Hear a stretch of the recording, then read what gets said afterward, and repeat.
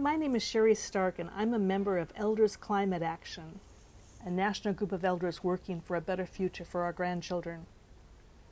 One very simple thing I'm doing to try to help reverse the growing trend of climate disasters is I'm drastically cutting down on my meat consumption, especially beef. Raising cows for consumption is an extremely inefficient use of our dwindling resources. To produce 1 pound of beef, it takes about 1,800 gallons of water, 9 times the amount of water it takes to produce soybeans, 18 times the amount it takes to produce corn.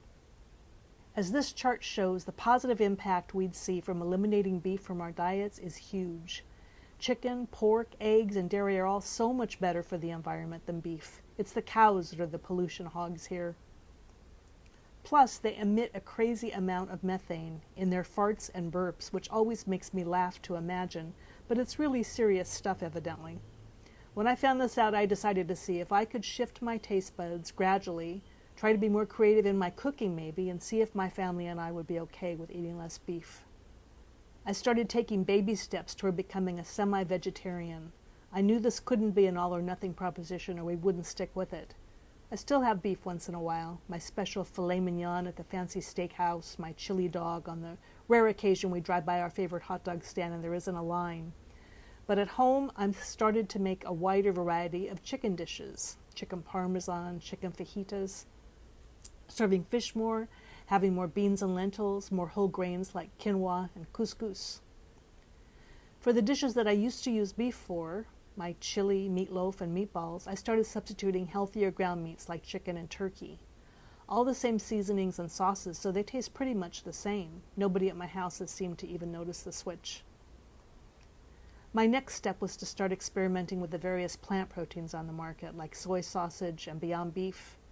I especially like tofu, a staple in Asian kitchens for millennia, because it comes in so many different textures. The firm version is my favorite because it fries up kind of crispy, chewy like sausage and absorbs whatever sauce you cook it in. These various meat substitutes are tasty enough on their own, but most of the time I just use them to stretch out my meat or egg dishes, adding them in a supporting role, so to speak.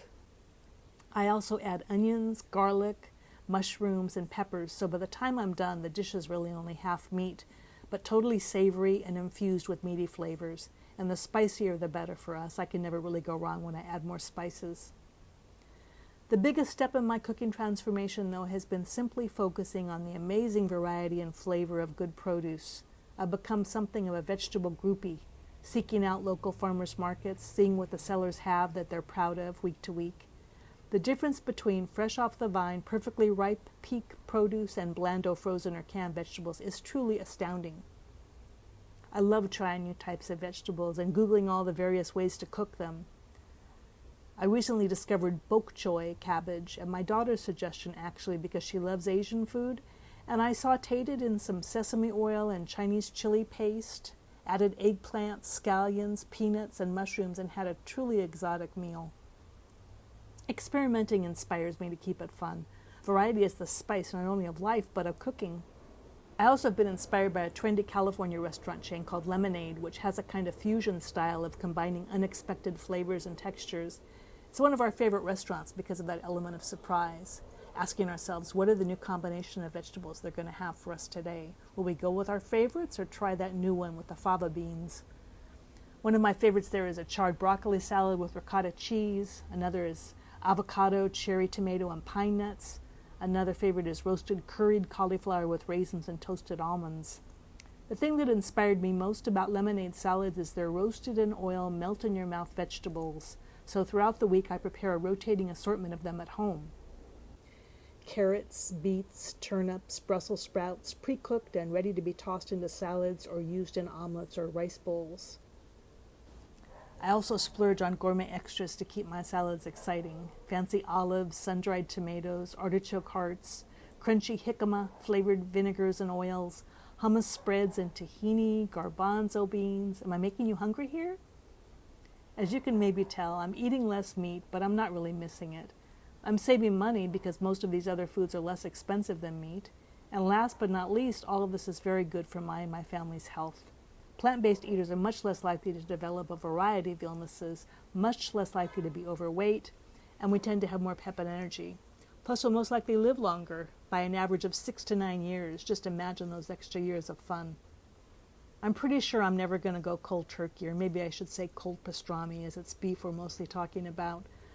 I'll most probably still splurge on the occasional steak, but considering their cost to my and my children's future, it's going to be less and less. I'm happy to be an evolving semi-vegetarian, and I'm happy to have found a way to help the planet that I can not only afford, but I actually enjoy with gusto and a fruit salad on the side. And I'm really not going to miss those cow farts. Thank you, and please, if you're interested in hearing other ways we can hopefully solve our climate crisis, join me and my fellow elders at one of our regular Zoom meetings. The national site is at eldersclimateaction.org, and there are dozens of projects our members are taking on, from letter writing to our representatives in support of environmental legislation to preparing for natural disasters like wildfires and hurricanes. That same site also has links to local Elders Climate Action chapters for projects targeted specifically to your region. Check us out, come to a meeting, or just browse around our website for ideas. Thanks.